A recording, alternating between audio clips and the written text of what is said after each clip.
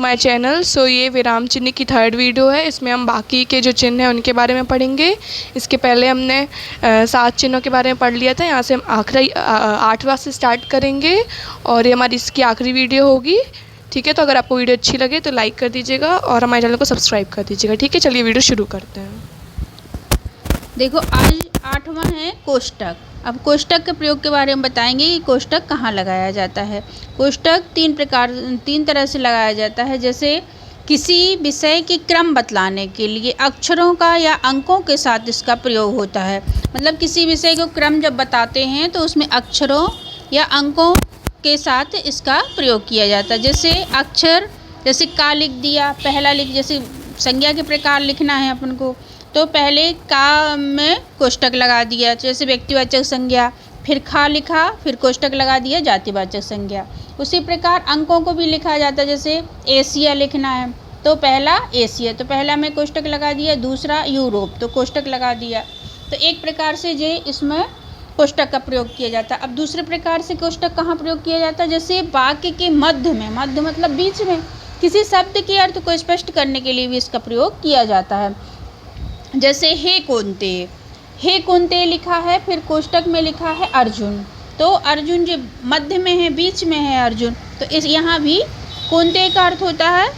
जैसे कुंते का अर्जुन मतलब कुंती का पुत्र, तो हे कुंते लिखा है तो अर्जुन कोष्टक में लिखा है, मतलब कुंते का अर्थ बताया है। क्या मतलब कुंते मतलब क्या होता है, तो अर्जुन होता है। कुंते के पुत्र को अर्जुन तो कोष्टक में कर दिया। तू कालेव्यता मतलब कायरता, कलेव्यता मतलब कायरता होता, को कायरता को कोष्टक में कर दिया, को प्राप्त ना हो। फिर तीसरा, नाटक में भी इसका कोष्टक का प्रयोग किया जाता है। जैसे अभिनय को प्रकट करने के लिए कोष्टकों का प्रयोग किया जाता है। जैसे महाराणा प्रताप को जब क्रोध आता है तो क्रोध से कोष्टक में कर दिया, नहीं ऐसा कदापि नहीं हो सकता।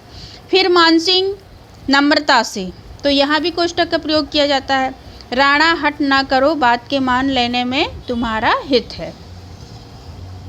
अब 9वां देखो, उद्धरण या अवतरण चिन्ह। उद्धरण या अवतरण चिन्ह का देखिए, इसमें दो प्रकार, इसको उद्धरण चिन्ह भी कहते हैं, अवतरण चिन्ह भी कहते हैं। याद रखना, उद्धरण या अवतरण चिन्ह एक ही चीज़ है।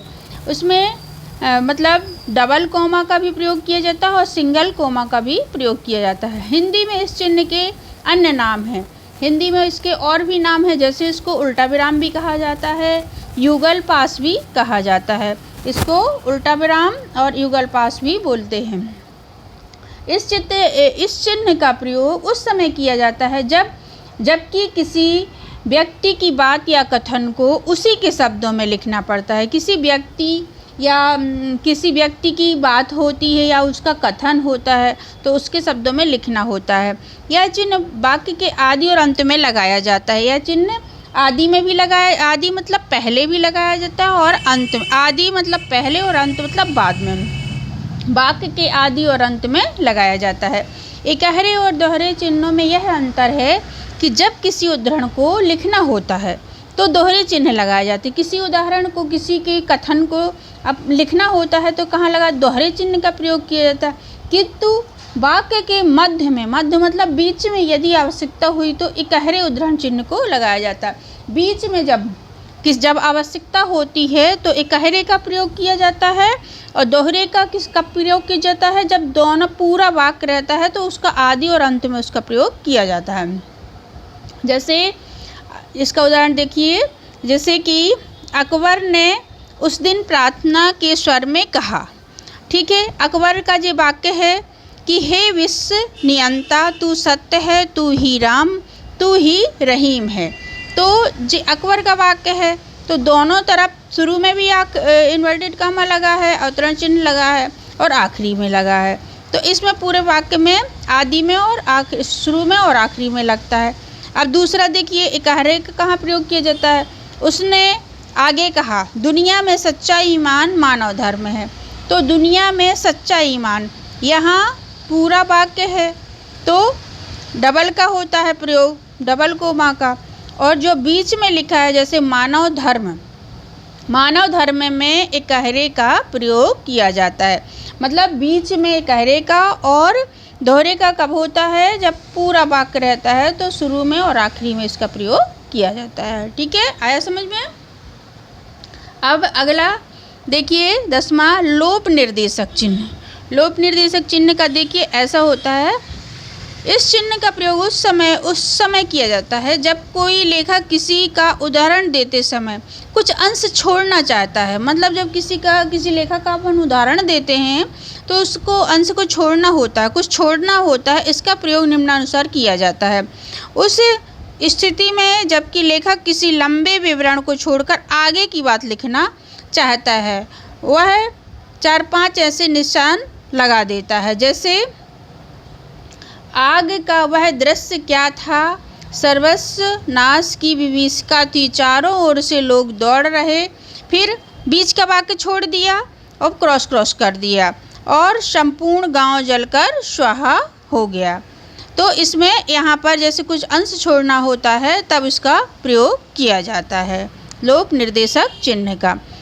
दूसरा देखो, जब कुछ शब्द या वाक्य छोड़ने होते हैं तो इसका प्रयोग किया जाता है। जैसे कुछ वाक्य और या शब्द छोड़ना होता है तो पहले उसका लोप निर्देशक चिन्ह का प्रयोग किया जाता है। जैसे मुंबई और फिर लोप निर्देशक चिन्ह है नगर है। जैसे खाली स्थान करते हैं तो लोप निर्देशक चिन्ह छोड़ते हैं, मुंबई कौन सा कैसा नगर है तो उसमें लोप निर्देशक चिन्ह लगाया और फिर नगर है। रिक्त स्थान की पूर्ति करने में भी इसका प्रयोग किया जाता है। अगला देखो आदेश चिन्ह। आदेश, जब प्रश्न न पूछा जाकर आदेश दिया जाता है। मतलब जैसे प्रश्न पूछते हैं तो प्रश्नवाचक चिन्ह लगाया जाता है, और जब प्रश्न नहीं पूछते हम उनको आदेश देते हैं कोई भी चीज़ का तो वहाँ आदेश चिन्ह लगाया जाता है। जैसे हम किसी को आदेश दिया कि नहीं 5 चीनी यात्रियों के नाम लिखिए, तो हमने उसको आदेश दिया, किसी बच्चे को आदेश दिया तो इसमें आदेश चिन्ह लगाते हैं। ठीक है, अगला देखो लाघव चिन्ह।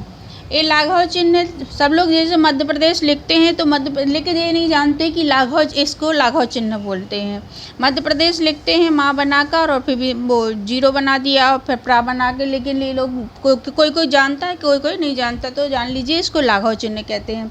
जब किसी प्रसिद्ध शब्द को पूरा ना लिखकर संक्षेप में लिखा जाता है तब उसका प्रारंभिक अक्षर लिखकर लाघव चिन्ह लगा दिया जाता है। जैसे हिंदी साहित्य सम्मेलन लिखना है तो ही बना के गोला कर दिया, तो और फिर हिंदी साहित्य सम्मेलन सा बना के फिर गोला कर दिया, और सम्मेलन बना सा बना के फिर से गोला। तो मतलब शॉर्ट में लिखना पड़ता है, संक्षेप शॉर्ट में लिखना पड़ता है, तब हम उसका लाघव चिन्ह का प्रयोग करते हैं। जैसे मध्य प्रदेश राज्य, मध्य प्रदेश लिखते हैं हमेशा अक्सर लिखते हैं माँ बना के और गोला करके, और फिर तो इसको संक्षेप में लिखना ही लाघव चिन्ह कहलाता है। ठीक है, जैसे नागरी प्रचारणी सभा लिखना है तो ना बना के गोला कर दिया और प्रचारणी प्रा बना के और फिर शाह बना के। ठीक है, अब अगला प्रश्न देखिए हंस पद। हंस पद कैसा होता है? हंस पद का चिन्ह का प्रयोग देख लीजिए। हंस पद इस टाइप का होता है। इस चिन्ह का प्रयोग उस समय किया जाता है जबकि कोई शब्द या बात लिखते समय मध्य में छूट जाए। यदि कोई हम वाक्य लिखते हैं तो उसका कुछ छूट जाता है, कुछ शब्द जो छूट जाते हैं, उस स्थिति में नीचे इस चिन्ह का लगाकर ऊपर वह शब्द लिख दिया जाता है। कुछ अपन मतलब कुछ लिखा, कुछ आप बोले और मान लो छूट गया गलती से, तो उसको हम हंस पद लगा देते हैं और फिर ऊपर लिख दिए जाते हैं। जैसे इसका उदाहरण देखिए, जैसे मैंने पास जाकर वह जैसे भूल गए लिखना, वह लिखा नहीं हो गुलाब का फूल था, मैंने पास जाकर देखा गुलाब का फूल था, वह लिखना भूल गए। तो वह लिखने के लिए तो क्या करना पड़ता है? पहले हंस पद का चिन्ह लगा दिया, जैसे जो बीच में लगा है हंस पद का चिन्ह, और फिर हंस पद का चिन्ह लगाकर फिर वह ऊपर लिख दिया। तो जब जो गलती यदि सुधारने के लिए इसका प्रयोग किया जाता है। ठीक है, अगला देखिए बराबर सूचक चिन्ह। इस चिन्ह को तुल्यता सूचक चिन्ह भी कहते हैं। इसका प्रयोग समानता दिखलाने के लिए किया जाता है। जैसे विद्याधन आलय, जैसे लिखा है संधि विच्छेद किया है जैसे विद्यालय की, तो विद्याधन आलय, फिर उसका बराबर सूचक चिन्ह लगा देते हैं बराबर विद्यालय।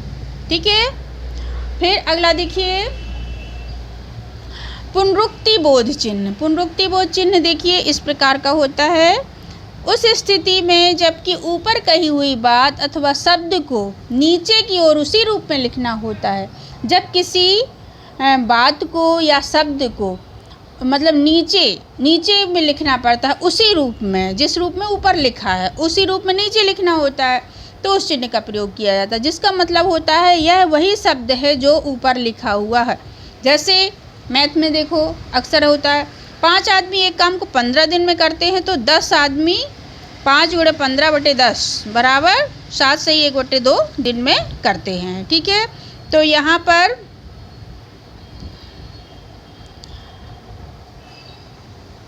तो 5 आदमी एक काम को 15 दिन में करते हैं, तो 10 आदमी, तो यहाँ पर लगा दिया पुनरुक्ति बोध चिन्ह, तो 10 आदमी उसी को करते हैं। तो यहाँ पर जैसे पहली बात को लिखना होता है उसी को नीचे लिखना होता है, तो इस चिन्ह का प्रयोग किया जाता है। ठीक है, अगला देखो समाप्ति सूचक चिन्ह। इस चिन्ह का प्रयोग उस समय किया जाता है जब कोई लेख, अध्याय या परिच्छेद, पुस्तक आदि समाप्त की गई हो। जैसे और इस प्रकार भारत देश आज़ाद हुआ। जब कोई हमारा वाक्य सब पूरा समाप्त हो जाता है तो आखिरी में इस चिन्ह का प्रयोग, समाप्ति सूचक चिन्ह का प्रयोग किया जाता है। ये नाम ही से स्पष्ट हो रहा है, समाप्ति सूचक चिन्ह। जब कोई समाप्ति हो जाता है, कोई वाक्य, कोई मैटर, तो उसको समाप्ति चिन्ह बाद में लगाया जाता है। ठीक है गाइस, तो इसी प्रकार से हमारी ये विराम चिन्ह की वीडियो पूरी कंप्लीट होती है। तो अब नेक्स्ट वीडियो में हम कोई नया टॉपिक स्टार्ट करेंगे, ऐसे के क्वेश्चंस देखेंगे। तो अगर आपको वीडियो अच्छी लगी हो तो लाइक कर दीजिएगा और हमारे चैनल को सब्सक्राइब कर दीजिएगा, ताकि और हिंदी की वीडियोज़ की नोटिफिकेशन आपको मिल जाए। ठीक है, थैंक यू।